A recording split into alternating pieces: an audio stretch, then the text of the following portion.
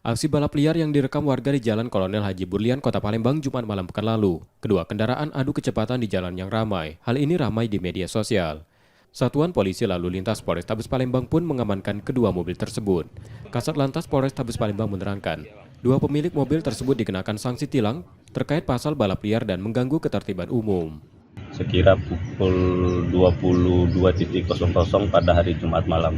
Alhamdulillah berhasil kami amankan dan kami beri tindakan tilang dengan pasal 287 dan juga 297. Pengendara atas nama Muhammad Tri dan Ahmad Fikri.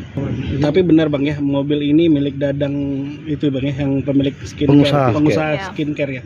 Itu saya kurang tahu, cuman di STNK-nya atas nama perusahaan. Dua mobil ditahan di Polrestabes Palembang hingga sidang selesai. Yudi Kiswanto, Kompas TV, Palembang, Sumatera Selatan.